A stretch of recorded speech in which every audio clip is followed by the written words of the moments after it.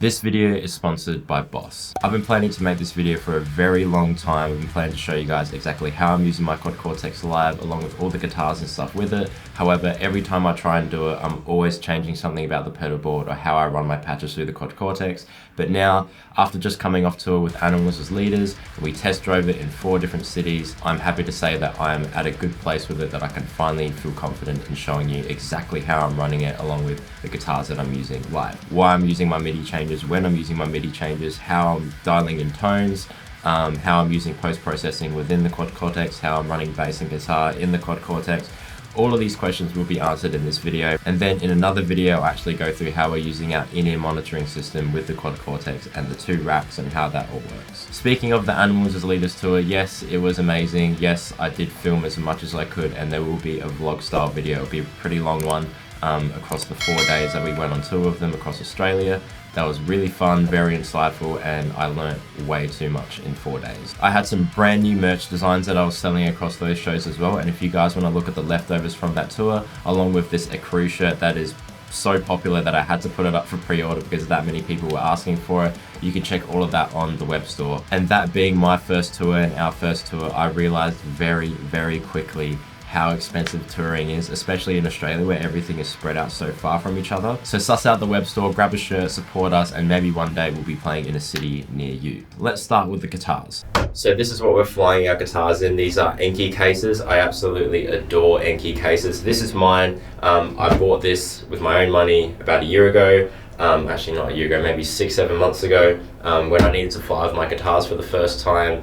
And I asked Enki if they could send over a bass case. I said, hey, we're going on tour with Animals as Leaders. Can you please send us a bass XL?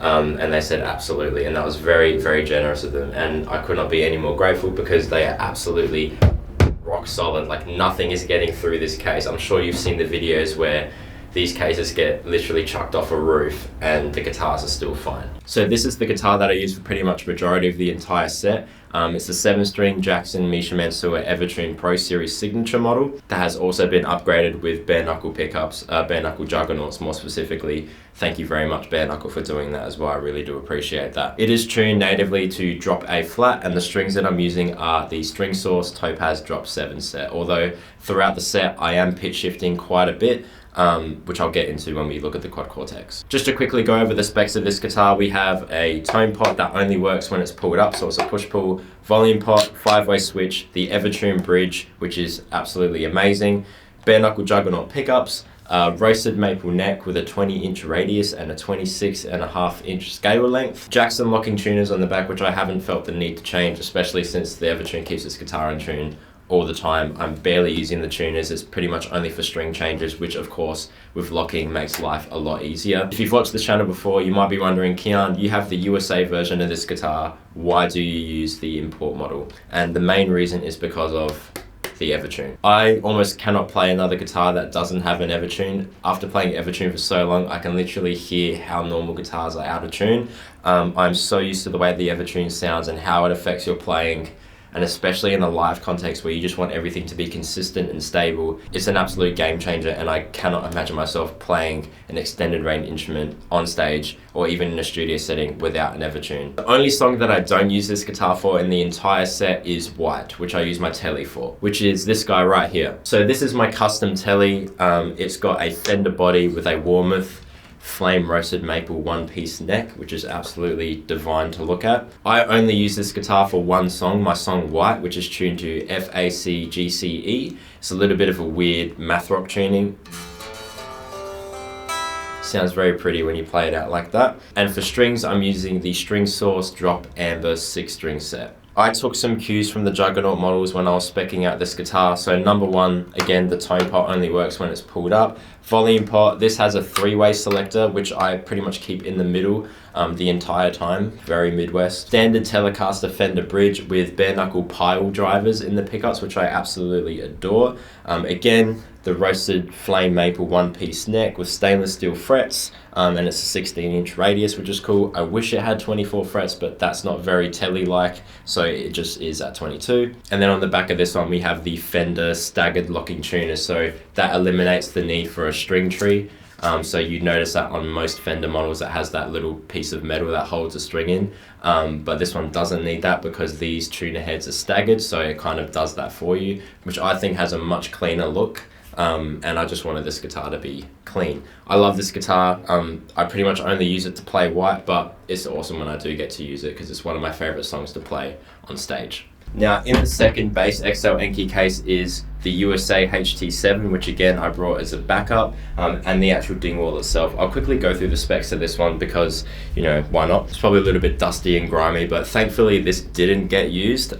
If I have to use this guitar, it means that something went wrong, like a string broke or a neck snapped or something like that, touch wood. So again, this is pretty much identical to the other guitar that I showed you. The only difference is that 1, this doesn't have an Evertune, 2, it's made in the USA, and 3, it has this like quilted maple top, which obviously looks very, very nice. Ebony fretboard, standard maple neck, Graphtec locking tuners. This is the 2015 model. This was the first Jackson Juggernaut model that I ever got, and I don't play it as much these days as I usually would, especially since getting the Evertune one, but I can't deny that it is an absolutely gorgeous guitar that plays well and sounds fantastic. Pretty much the same as before, tone knob that only works when it's pulled up, volume pot, 5-way switch, bare knuckle Juggernauts, again just a different cover, hip shot bridge, 20-inch radius, again 26.5-inch scale, again stainless steel frets, which is different. That one doesn't have stainless steel frets, this one does, so it has a lot less wear and tear. But yeah, overall absolutely amazing guitar, and again I'm glad that I didn't need to use it. And then last but not least, we have the Dingwall bass. Now obviously I don't play this on stage, my bassist Keyan does. This is for him. This is the only bass that he uses throughout the entire set. It is a Dingwall NG3 combustion Nolly Get Good signature bass. This is again tuned to drop A flat, and we're just using whatever strings came on it. I think it was 130 down to 50, which is pretty standard for the like extended range long scale Dingwall strings. Ideally I'd love to have a 150 on the top here, but it is very hard to get those strings in Australia, especially quickly. We only found out we were playing the Animals tour 5 days before, so it was practically impossible to get our hands on a string that was A, thick enough, and B, long enough to fit this scale. But absolutely stock standard, has not been changed. It is just what you'd expect from a typical Dingwall NG3 bass. Most of the time these all stay at noon, all the tone controls stay at noon, and he leaves it on the active setting, and for the pickup selector it's mostly on the bridge. There is a solo section where he does finger pick stuff, so he will roll off to the neck and start doing all that stuff to make it sound a little bit more round. But yeah, apart from that, that is literally it. This bass does a really good job of staying in tune, especially in that low drop A flat tuning, and there is no sound like a Dingwall. It sounds absolutely perfect, and it's exactly what I envision tonally when trying to translate these songs into a live setting. Now, let's get to what you've probably all been waiting for, the pedal board. So here it is, the pedal board. Now, as I mentioned before, this video is sponsored by Boss Roland. Both me and my bassist Keyan are using the WL60 wireless system. We've been through the ringer of trying a bunch of different wireless systems from a bunch of different companies. This is mine. I bought this with my own money about 6 months ago, and Boss were kind enough to send over another one for my bassist Keyan because his broke from another brand, as did mine before I got this one. So we absolutely love the WL60. We've never had a dropout. We've never had any issues. It's built like an absolute tank, and you know, when you just want consistency every single night, and this is giving it to you, it's hard to say anything bad about it. So basically, before we start every single show, we scan. So you can scan for the frequencies in your general area, and it will show it with the best one. And then once it pops up, which it will do right now, number 4. So I'll just hit enter, and we are now on channel 4. And then on my wireless receiver pack that's attached to my guitar strap, I just change it to 4 so it matches. And basically that is how my guitar signal gets into this pedal, which then gets passed on to the rest of the board. That then goes into a polytune, which truthfully doesn't really do too much in the show. This is only there in case like something happens and I need to cut off my signal to the front of house. This will bypass everything. So my guitar doesn't even hit the Quad Cortex. It would just be completely dead silent. Because of the Evertune, I'm not really tuning much throughout the set. And then with the Tele, because it's only with one song and it holds tuning relatively well, I'm not really tuning in between that song, and I don't have time to tune in between the songs either. So this basically just sits there as a bypass. I know you can use the tempo switch to bring up the tuner on the Quad Cortex, but you just saw how long that took. It's pretty much the only thing I can think about with the Quad Cortex that I wish they would change, or at least give us the option to, is bringing that tuner up on stage feels like an absolute eternity. I wish you could just hit it and, you know, at least have a kind of setting on the Quad Cortex where if you're not using the tap tempo, you can just change it to make this either a momentary or just like a latching switch. Now, truthfully, we would not be able to run the show at all if it wasn't for this unit. This controls practically everything. Both my guitar and Keyan's bass run through the same unit. I mean, as you can see on the screen, there's a lot going on, but when I break it down, it's actually not that bad. So with this, we have a preset, as you can see from the title of the preset, we have Arrhythmia 7, so that the 7 just stands for 7 string. I was trialing out using the new 8 string Meshuggah signature that I just got, but it was too unreliable. The strings were snapping, especially on the high E. I think I had to go down to 7s to make that work. I was running 8s and it was still too tight. I just decided to use my 7 string and pitch shift up and down to match the tunings of Arrhythmia, which technically should be played on an 8 string and drop E. But enough of that.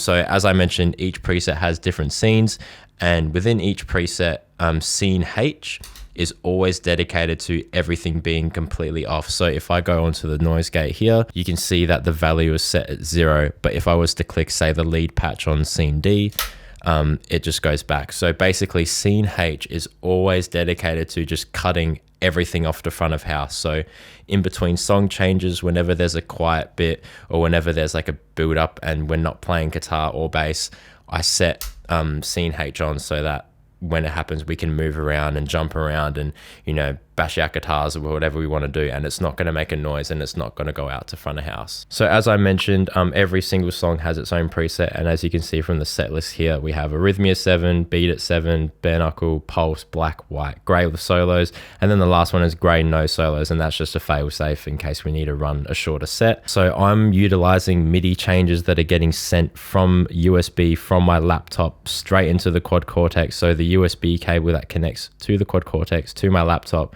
I am programming in Reaper MIDI changes on a MIDI track to get sent to the Quad Cortex, and that's all timed perfectly because, you know, all the backing tracks and everything, and there's a click running, so whenever it's on that exact moment of a certain song. So for example, if I wanted to change to the lead tone or the thumpy tone or whatever it is in Arrhythmia, this is the lead tone preset. So I would say, okay, when the lead tone's about to start, I program it to change to C, and whenever there's like a clean section, I change it to that. Whenever it's the clean lead section, I change it to that, and then this is like the heavy tone, and then that's heavy tone with the EQ, which should be just a lo-fi. So as you can see, it's just one example of a scene change being used and how we're using it in this song. So scene B has a low cut and a high cut to kind of give the guitar a lo-fi sound for that one lo-fi riff in Arrhythmia at the very start. As for the actual boxes and the tone itself, so as you can see, there's a lot going on, but when you break it down, it's actually not that hectic. So on the first lane up the top, on the left hand side, you can see here that it's got like input 1, input 2, previous row, input 2. So let's just look at the top lane for now. So that's input 1, which is my guitar. So I plug into input 1 over here, and then Keyan plugs into input 2. And then the outputs are bass out of output 3, and then guitars are coming out in stereo in output 1 and output 2. So input 1 on the top lane takes my guitar, which then goes through this first block, which is a pitch shifter for Arrhythmia. The second one is a noise gate, and then that green grayed out one, that's a compressor, which again only gets activated on certain presets. So you can see that when it's the lead preset, the compressor turns on, but for anything else, it's just not on, which is really handy. And then it's got the capture. So this capture is called Arrhythmia Live WPP. I've named it that. It's Arrhythmia Live Tone with post-processing. So the way that I use the Quad Cortex Live is that I capture my tones and all the plugins on the computer with the Quad Cortex. So I capture the plugin tones onto the Quad Cortex, but it's not just the plugin tones, it's absolutely everything. So it is the pedals, the amp, the cab, all the post-processing EQ, post-processing saturation, basically anything that I use to craft the actual tone in the song, I capture it with the Quad Cortex and then use it live. And my reasoning for this is that because I'm sending out backing tracks that are completely mastered,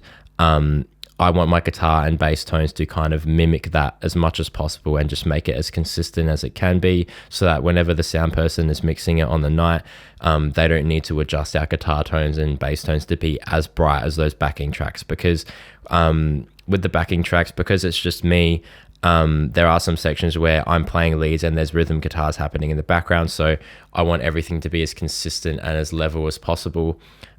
So making sure that it's all preset within this is a very important step. And then as you can see, it goes out to lane 3, which ends up being here. And most of it is grayed out at the moment, but when you click different scenes within the song, it activates different things. So for example, like the lead tone turns on the delay and reverb, which you can see from those 2 blue boxes over here.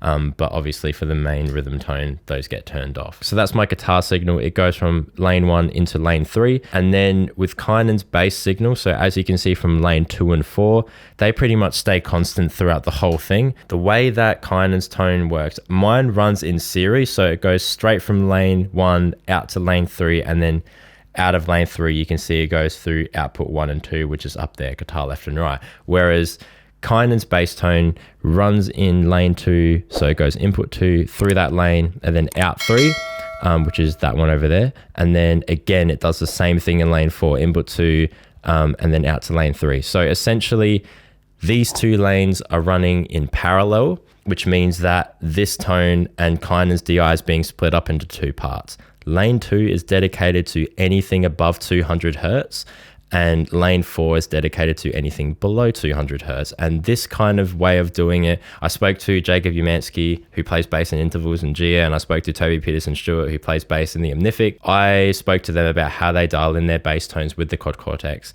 and they assured me that this is pretty much the best way to do it, because I use the Neural DSP Parallax plugin a lot, and that does the same thing where it gets the DI of the bass and then compresses the low end and doesn't distort it. But it distorts the high end. You can't capture compression on the Quad Cortex. So if I was to capture the plugin, it just wouldn't work. So the best way to go about it in this is to split the DI into 2 separate lanes, so that anything below 200 Hertz, which again is lane 4, as you can see from that EQ there, it's pretty much just cutting off anything that is above 200 Hertz. Whereas in this one, it's cutting off anything below 200 Hertz, and it's just doing a normal high cut at 7.8K, which then go through, you know, the noise gate, the capture of the parallax, some compression, some limiting and stuff like that. Basically just to kind of make sure that this tone is as much of an accurate representation to the actual song tone as much as possible. And especially now that we use a Dingwall, which is the same tone that I use with the VSTs and the virtual instruments, all of these cuts and, you know, all of these EQ cuts here, this is pretty much the exact post-processing that I use. It's tweaked a little bit for a live scenario, but it's pretty much almost exactly the same as I would if I was mixing bass. So you can see like here, there's like a deep cut around like 3 to 4K to get those whistly frequencies out. So I'm pretty much trying to feed as much of a processed tone to the front of house as possible, because it is such a dense style of music that we're playing, and it's so heavy. Not only just like in context, but also with like, you know, in a live environment, it's hard to mix. So I'm trying to give out as much of a refined signal as possible, which should make everyone's lives a little bit easier. And it does sound better in our ears this way, because we're pretty much like, if we play the song right, it pretty much sounds like the song is being played in your ears, because we're using the same guitar with the same pickups, with the same tone, with the same post-processing. And that's alongside all the backing tracks that we're hearing as well. So if we play it right, it should pretty much just sound like we're playing the song. Very streamlined. It takes a lot of work beforehand. Before you play shows, it takes a lot of work to program all of this stuff. But when it works, the payoff is absolutely incredible, because I am not tapping this at all throughout the set. The MIDI changes switch presets. So like the MIDI change will say, press this button, and then it changes to beat it, and so on and so forth between every song. And then, you know, as I mentioned before, for different parts of the song, it will tag different effects and tones and selections and stuff like that. So when it works, it's absolutely amazing. I haven't had a situation where it doesn't work yet, but this is like more or less what most guys are using these days that use digital stuff, whether it's a Neural, whether it's a Fractal, whether it's a Kemper. They're using these units and then USB switching through MIDI, and it just makes life so much easier. So there you have it. That's all of the guitars and basses that we use live, as well as the Quad Cortex, and how we program our whole live show with it. Again, as I mentioned before, this is part 1 of 2. Part 2 will be going through the actual rack that we use and how it's all connected with the Quad Cortex, and how we get those mixes in our ears and back out to front of house. That one's going to be a big one. There's some changes I need to make, especially after with the Animals tour. There were some slight changes that I think we could be making, so I'm going to make those changes. We're going to make that video, and it shouldn't be too far off in the future. But again, if you guys like this video at any time, please feel free to leave a like and a comment on anything you saw or heard. And if you want to see more of this stuff, definitely think about subscribing. Again, as I mentioned in the beginning of the video, if you guys liked any of that merch and you want to help support us and look sick while doing it, definitely check out the web store. It's all there. Only a select bunch of sizes, as well as a pre-order for that white shirt, because again, you guys love that shirt and I figured I should probably put it up for pre-order. Massive thank you to Boss for sponsoring this video. Massive thank you to Enki for sending over the Enki case. We really do appreciate it, and it really helped us a lot, especially on our most recent run. You guys have no idea how expensive it is to tour around Australia, so we really appreciate all of that. And of course, I have absolutely no problem with showing that off, because these are products that I both bought and owned on my own volition beforehand, and I absolutely could not speak highly of them enough before we got any of that stuff. So again, thank you. Thank you guys so much for watching. Thank you to all my Patreons, and until next time, I'll catch you guys later. Thank you so much for watching. Ciao.